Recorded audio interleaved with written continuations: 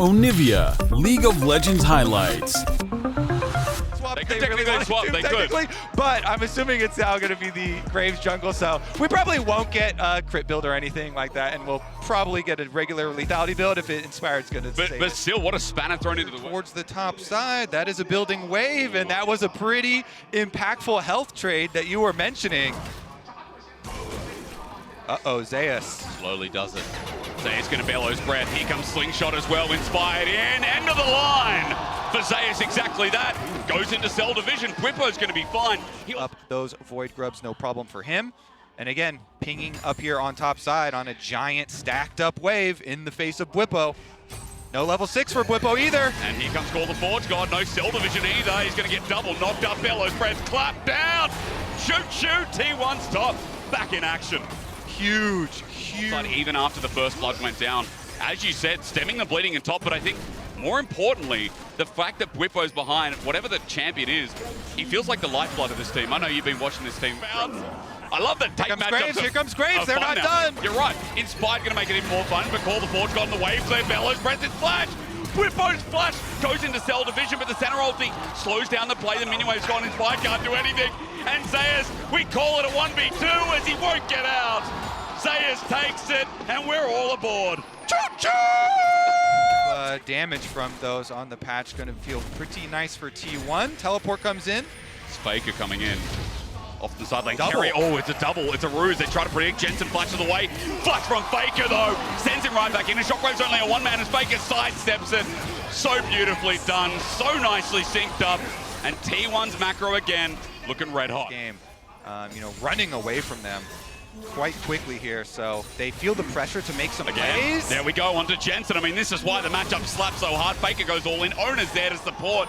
And it's never just Faker, is it? Someone always by his side, whether it's Carrier, whether it's Ona, and Inspired now getting the full face of the medal as well. Licky Tongue in action, and Inspired flashing away to survive away from Jimmy-Yushi, but he's over the wall. He's got the range. Buzio up next. He's silent. He goes into hostile mode, but it ain't gonna take, is it? Ona with a reset now. The flying through. Ona gets another, and another's coming up. Give him a double, and we're set up for Ona's Viega. We're set up for an early game of the gods. T1 are just that good, aren't they? Yeah, T1 warmed up already, and they're coming into this series hot.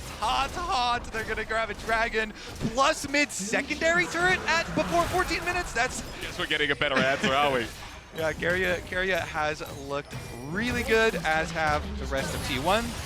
From this point on out, it's extremely easy for them to end out the game, especially with this aforementioned 6 Void Grubs. I was getting so excited for like, oh man, the patch changes, maybe with the attack speed and crit differences, it would be different, but it's the same old lethality jungle one, and T1 looking to go straight through the front door here, Hysterics. Yeah, let's hope it's not in 15 seconds time, Kobe, because otherwise you're going to have real problems with the community.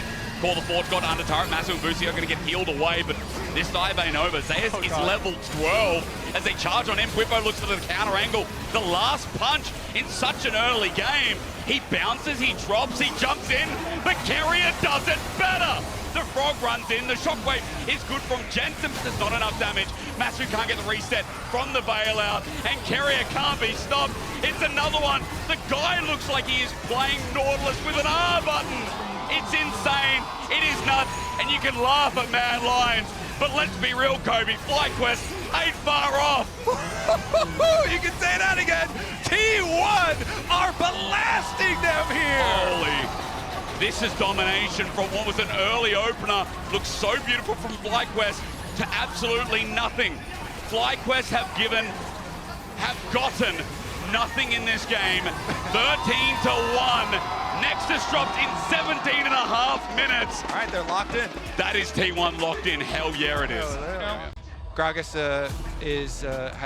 basically doesn't have a lot of like terrible, hard counter matchups. Sure. Always has options for playing safe, regardless of what it's going to be. But they pick Asante R5. Jungle. He just missed a body slam on He needs to be wider. He does. As Carrier roams mid to Jensen, there's the flash gone. He just came back to lane. He just walked here. But now as he gets poked out again, I mean, Jensen might get forced back. Might have to TP early as we get in the jungle trade. And this is the best part about lane swaps. Level 2 hit by Inspired. Faker does the damage, but Zeus is left out. He tanks him up against the wall. He ignites. He still dies. But they're in 3v3 with no health bars, and Carrier is an Ash with Hail ablaze. He starts firing away. Inspired tries to tank it up, but Permafrost is so easy. Owner's going to get the kill. Busio's up next. He dredge lines out, but Carrier gets the flash, has his own, matches him. And if you want to take T1 toe-to-toe on in this early game, they'll be happy to do the dance as Jensen just gets hit by the glide drive by. Down on the bottom side, because they're also probably going to get dove by Owner. Owner's heading over, so I want to look at bottom lane. Thank you. Here we go. Permafrost, remember, is what you got to look for. Busio gets hit hard and doesn't give it a chance to react.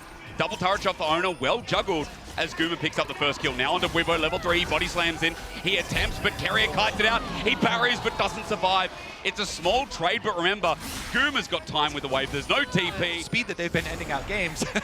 You can definitely tell that they want to make use of the, Void Grub buff and pushing down all these turrets. They don't want Close to level 6. It looks like he's half the way there, so ignore it. Inspired's walking. Fake has the wall, but not needing it. Remember, Masu with the lockdown is what we're looking for, how they survive. The level 3 Nautilus going to try. Under turret, gets a little bit janky. His owner takes it up. Ends up being a trade here, but Guma picks up the kill. With the plate on top of it as well, Inspired hovers off to the side, but he can't get anything done. The damage is already done. Jensen also pushed another wave from mid lane there to get up to tower. It looks like, and Masu, I thought, did a really good job there, saving his flash and then getting out to safety, so they got the 1-for-1 trade, and Masu got to stick around, and he's still up there, but Zeus is going for the one! He is, though, level 6 of both of them, but still wants to take it. I mean, Zeus got solid killed a hell of a lot in playoffs and pro. They're looking to set up for more, Kobe, even TP being burned. Where is that? It's back bottom. Back bottom, okay. Back bottom. Service, you're baiting me. Change of corruption comes through. Guma, meanwhile, doesn't need to cleanse because he doesn't have it. Doesn't care. The poke's in. Carrier tanks up turret again while T1 have to get out of dodge because Jensen with the ulti sends him back, but one minion maybe saved the day. Owner running for his life with Guma over the wall. The Weaver's Wall brings Faker back into melee range. Seismic jump flash away from it. Jensen is caught between a rock, and a rock. Faker on the back end still pokes him down. Just when you think Fly can get revenge, T1 still reigns supreme. Another rock, and another rock, and another kill, and another kill, and another kill for T1. You can tell they really want to keep forcing around Guma, this Fed Callista that we keep talking about, this lethality build. Good night. Carrier's timing was sick, man, and they are making fun of North America. T1 in play-ins, get them out of here, put them in this main stage. FlyQuest need to make sure that the fight is not around this Callista, because you're just not going to win it around him. He's way too far ahead. There's too much power.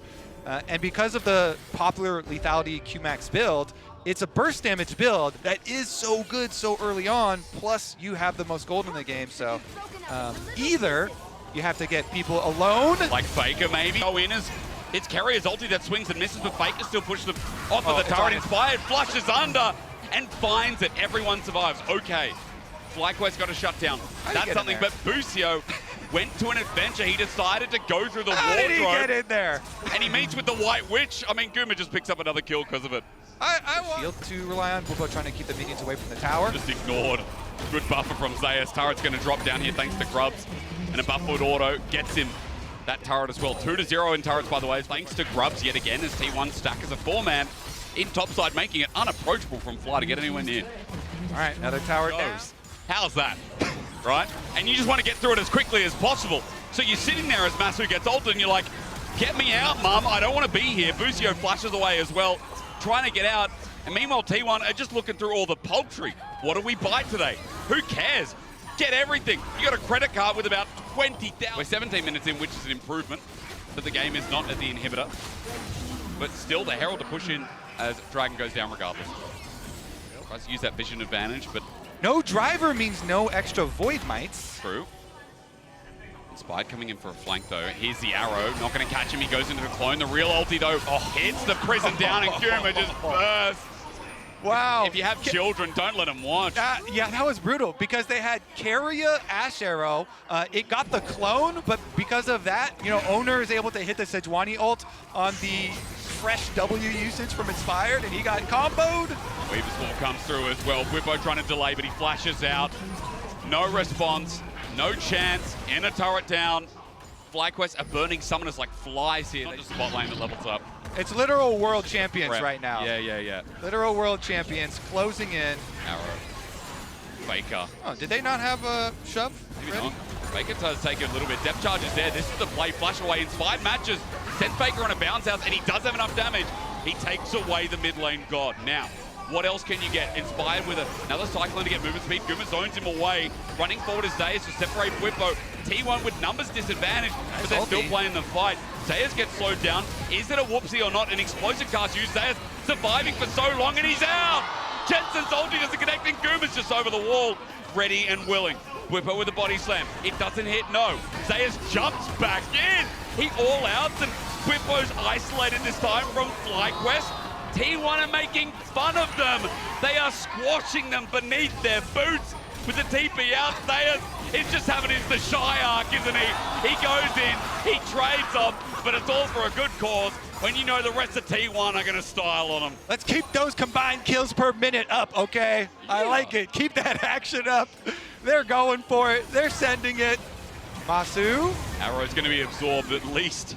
At least there's something there with the edge of night, but T1 still have to push in, and they've got the damage with this inner turret to make yet another gold acclamation. There's a lot of pings on this ward. Easy-handed.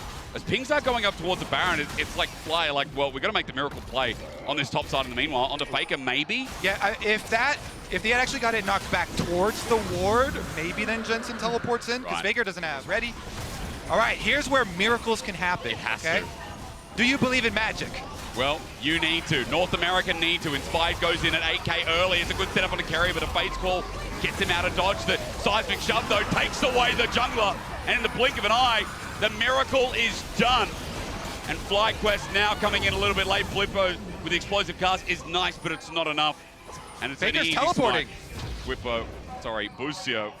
You're next up, hey, Faker. Get him! Wait, he's running into it. Maybe Faker doing a little bit of running, but the Sonya says otherwise. They run back in. He flashes back to the safety of Gumayushi. Ona just taking no damage as Guma's just running front line. Carrier ran in for a bit of burst himself and almost dies. But yeah, Carrier had that calculated. So calculated. It's like, it's fine. Oh, Jensen. Trying onto Guma, flash away. Arrow doesn't connect. Carrier with his last whim doesn't find it, but at least some kind of response play. Flippo's not done. Maybe a rematch in the cards for FlyQuest as well, as T1 look to approach and send us to that absolute monster of a finisher here in less than 50 minutes so far in this series. Bot lane turret now gone. Inspired here up on the... Faker again. Cyclone comes through. It's the last chance. Jensen gets a shove back on the Nemesis here in the mid lane. Faker's still going to die, but Guma cleans it up for a trade. Inspires to get on out of there as well. I'm talking like this is close. Even as Ona whiffs the ulti, it doesn't matter. Watch Guma's damage as he cleaves through the guy from Bioshock. Big Daddy down. FlyQuest left to 3. A body slam flash. An attempt here from Whippo. But even that will do nothing. Under the turret, Carrier sits freely. Ona's playing with food. I mean, they're styling on them yet again. And T1 with Baron Kobe, I think they're just going to do it. I agree. T1. What a stomp here at MSI. Zayas goes for another one here on Inspired. Inspired bonks him on the head, though. Maybe it's not over. Kerry has demolished. Wait, Guma just silences him. Dredge line avoided. Busio, you're up next. No turret to speak of. That is disgusting. Carrier arrows down onto Jensen. Guma sits at 1 HP. Carrier flashes. They are making fun of North America. Faker runs in, goes gold. The minions are helping out as well. Next is exposed while Guma hits it. Faker wins out.